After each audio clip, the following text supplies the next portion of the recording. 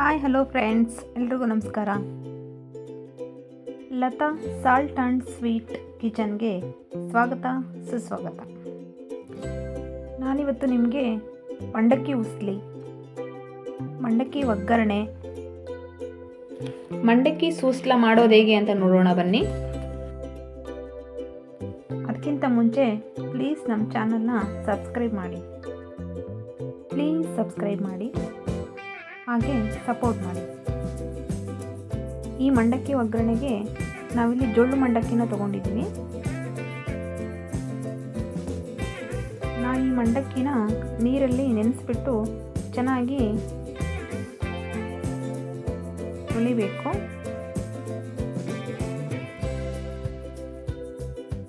ಈ ಥರ ಮಂಡಕ್ಕಿನ ನೀರಲ್ಲಿ ಚೆನ್ನಾಗಿ ತೊಳಿತಾ ನೆನೆಸ್ಕೋಬೇಕು. ಜಾಸ್ತಿ ಹೊತ್ತು ನೀರಲ್ಲಿ ಬಿಡಬಾರ್ದು, ಇಲ್ಲಾಂದರೆ ಮಂಡಕ್ಕಿ ಫುಲ್ಲು ಮೆತ್ತಗಾಗ್ಬಿಡುತ್ತೆ.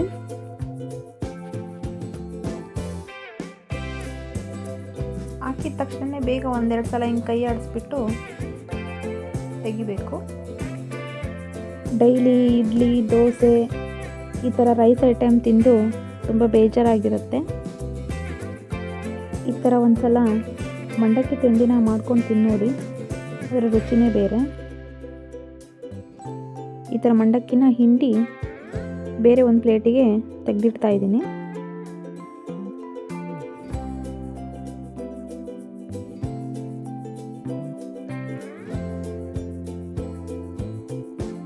ಇದು ಜೊಳ್ಳು ಮಂಡಕ್ಕಿ ಆಗಿರೋದ್ರಿಂದ ಜಾಸ್ತಿ ಹೊತ್ತು ನೆನೆಸೋದು ಬೇಡ. ಬೇಗ ಒಂದೆರಡು ಸಲ ನೀರಲ್ಲಿ ತೊಳ್ಕೊಂಡು ಈ ಥರ ಸಪ್ರೇಟಾಗಿ ನೀರಿಂದ ಹಿಂಡಿ ತೆಗೆದಿಡಬೇಕು. ಬನ್ನಿ ಇವಾಗ ಒಗ್ಗರಣೆ ರೆಡಿ ಮಾಡೋಣ.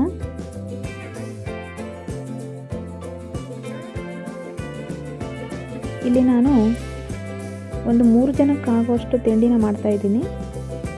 ಸೊ ಹಾಗಾಗಿ ನಾನಿಲ್ಲಿ ಒಂದು 4 ಸ್ಪೂನಷ್ಟು ಎಣ್ಣೆ ಹಾಕ್ತಾಯಿದ್ದೀನಿ. ಈ ಎಣ್ಣೆ ಬಿಸಿ ಆದಮೇಲೆ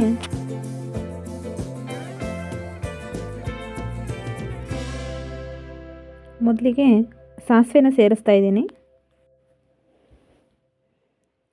ಸಾಸಿವೆ ಎಣ್ಣೆಯಲ್ಲಿ ಸಿಡಿತಿದ್ದಾಗೆ ಜೀರಿಗೆನ ಸೇರಿಸ್ತಾ ಇದ್ದೀನಿ. 1 ಟೀ ಸ್ಪೂನಷ್ಟು ಕಡಲೆಬೇಳೆ,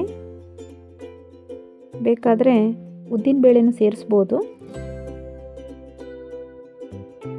ಇಷ್ಟ ಇಲ್ಲಾಂದರೆ ಬೇಕಾದರೆ ಸ್ಕಿಪ್ ಮಾಡ್ಕೋಬೋದು. ಈ ಕಡಲೆಬೇಳೆ ಎಣ್ಣೆಲಿ ಚೆನ್ನಾಗಿ ಫ್ರೈ ಆಗಿ ಗೋಲ್ಡ್ ಕಲರ್ ಚೇಂಜ್ ಆಗುತ್ತೆ.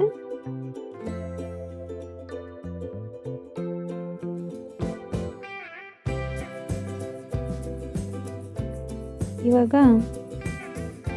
1 ಸ್ಪೂನಷ್ಟು ಶೇಂಗಾ ಬೀಜನ ಹಾಕ್ತಾಯಿದ್ದೀನಿ. ಈ ಶೇಂಗಾನು ಕೂಡ ಚೆನ್ನಾಗಿ ಎಣ್ಣೆಯಲ್ಲಿ ಫ್ರೈ ಮಾಡಬೇಕು.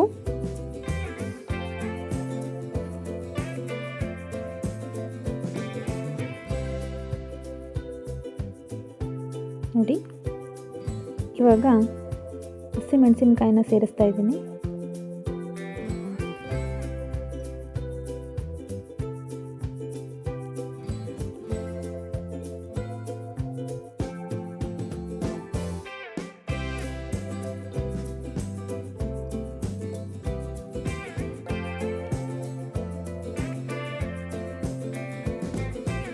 ಸಣ್ಣದಾಗಿ ಹಚ್ಚಿಟ್ಟಿದ್ದಂತಹ ಈರುಳ್ಳಿನ ಸೇರಿಸ್ತಾ ಇದ್ದೀನಿ.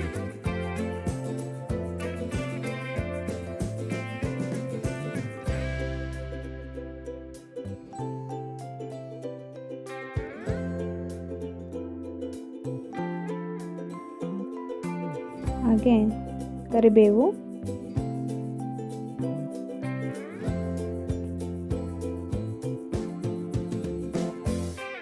ಎಲ್ಲನೂ ಒಂದ್ಸಲ ಚೆನ್ನಾಗಿ ಎಣ್ಣೆಯಲ್ಲಿ ಮಿಕ್ಸ್ ಮಾಡ್ಕೊಳ್ಳಿ.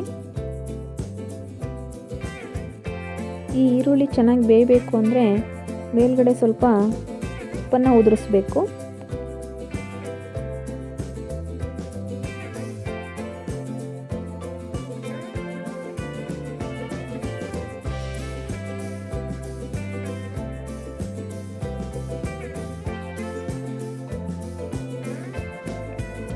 ಸ್ವಲ್ಪ ಉಪ್ಪನ್ನು ಹಾಕಿ ಈರುಳ್ಳಿನ ಚೆನ್ನಾಗಿ ಬೇಯಿಸ್ಕೊಳ್ತಾ ಇದ್ದೀನಿ. ಈರುಳ್ಳಿಗೆ ಸ್ವಲ್ಪ ಉಪ್ಪನ್ನು ಸೇರಿಸಿದರೆ ಬೇಗ ಈರುಳ್ಳಿ ಬೇಯುತ್ತೆ.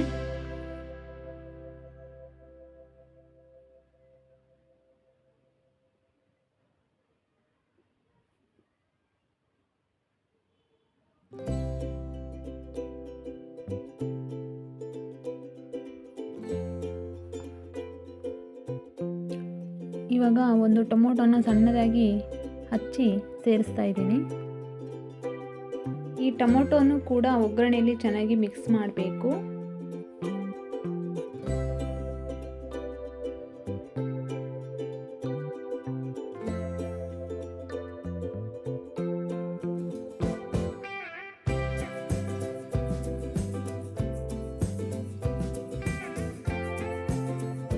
ಇವಾಗ ಇನ್ನೊಂದು ಸಲ ರುಚಿಗೆ ತಕ್ಕಷ್ಟು ಉಪ್ಪನ್ನು ಸೇರಿಸ್ತಾ ಇದ್ದೀನಿ.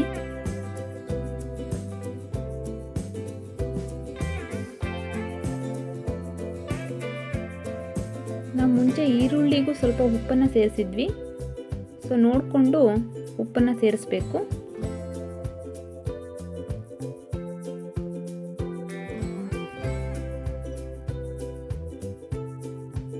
ಇವಾಗ ಒಂದು 1/4 ಸ್ಪೂನಷ್ಟು ಅರಿಶಿಣನ ಸೇರಿಸ್ತಾ ಇದ್ದೀನಿ.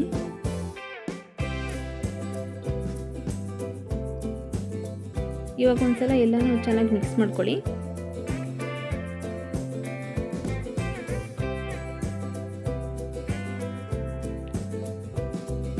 ಒಗ್ಗರಣೆ ರೆಡಿಯಾಗಿದೆ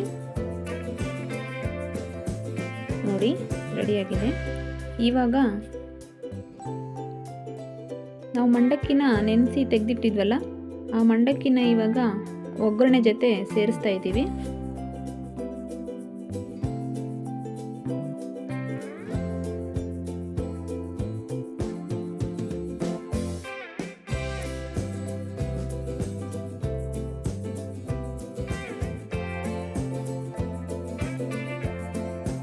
ಇದನ್ನೆಲ್ಲ ಕೂಡ ಆ ಒಗ್ಗರಣೆ ಜೊತೆ ಚೆನ್ನಾಗಿ ಮಿಕ್ಸ್ ಮಾಡಬೇಕು.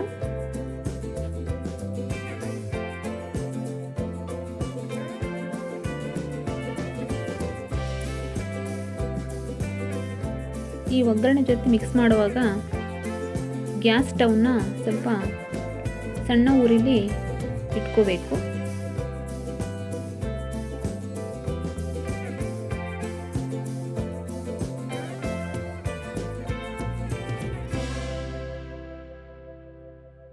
ಈ ಥರ ಎಲ್ಲ ಚೆನ್ನಾಗಿ ಮಿಕ್ಸ್ ಆದಮೇಲೆ ನಾನಿಲ್ಲಿ ಕಡಲೆ ಪುಡಿನ ಸೇರಿಸ್ತಾ ಇದ್ದೀನಿ. ಈ ಮಂಡಕ್ಕಿ ಒಗ್ಗರಣೆಗೆ ಇದೇ ಮೇನ್ ಇಂಗ್ರೀಡಿಯೆಂಟ್ಸ್. ಕಡಲೆ ಪುಡಿ ಅಂದರೆ ಹುರ್ಗಡ್ಲೆ ಇರುತ್ತಲ್ಲ, ಅದನ್ನು ಚೆನ್ನಾಗಿ ಮಿಕ್ಸಿ ಮಾಡಿ ಹಾಕ್ತಾಯಿದ್ದೀನಿ. ಈ ಕಡಲೆ ಪುಡಿ ಸೇರಿಸಿದರೆ ಮಂಡಕ್ಕಿ ಒಗ್ಗರಣೆ ರುಚಿ ಇನ್ನೂ ಜಾಸ್ತಿ ಆಗುತ್ತೆ. ಕೊನೆಯದಾಗಿ ನಿಂಬೆ ರಸನ ಸೇರಿಸ್ತಾ ಇದ್ದೀನಿ.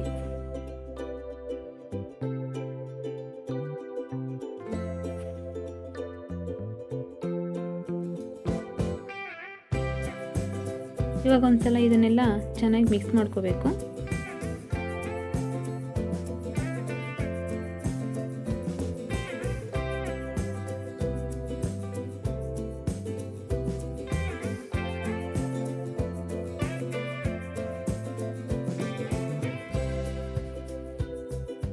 ವಾರಕ್ಕೊಂದ್ಸಲ ಈ ಥರ ಮಂಡಕ್ಕಿ ಒಗ್ಗರಣೆ ಮಾಡ್ಕೊಂಡು ತಿನ್ನಿ,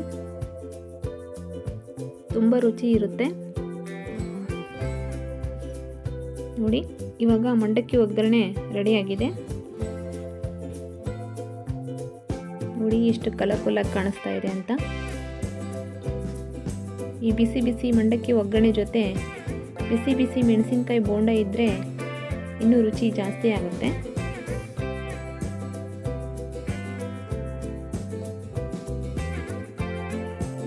ನೋಡಿದ್ರಲ್ಲ ಫ್ರೆಂಡ್ಸ್, ಮಂಡಕ್ಕಿ ಒಗ್ಗರಣೆ ಮಾಡೋದು ಹೇಗೆ ಅಂತ.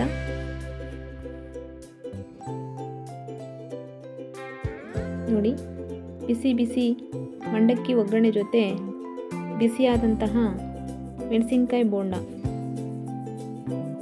ಸವಿಯೋದಕ್ಕೆ ರೆಡಿಯಾಗಿದೆ.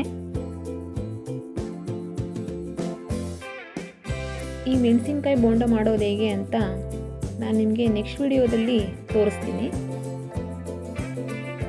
ಈ ವಿಡಿಯೋ ನಿಮಗೆ ಇಷ್ಟ ಆಗಿದ್ದರೆ ದಯವಿಟ್ಟು ನನ್ನ ಚಾನಲ್ನ ಸಬ್ಸ್ಕ್ರೈಬ್ ಮಾಡಿ, ಶೇರ್ ಮಾಡಿ, ಲೈಕ್ ಮಾಡಿ, ಕಮೆಂಟ್ ಮಾಡಿ. ಇನ್ನೂ ಹೆಚ್ಚು ವಿಡಿಯೋ ಮಾಡೋದಕ್ಕೆ ದಯವಿಟ್ಟು ಸಪೋರ್ಟ್ ಮಾಡಿ. ಯಾರೆಲ್ಲ ಈ ವಿಡಿಯೋ ನೋಡ್ತಾ ಇದ್ದೀರೋ ಅವ್ರಿಗೆಲ್ಲ ನಮ್ಮ ಲತಾ ಸಾಲ್ಟ್ ಆ್ಯಂಡ್ ಸ್ವೀಟ್ ಕಿಚನ್ನಿಂದ ಧನ್ಯವಾದಗಳು.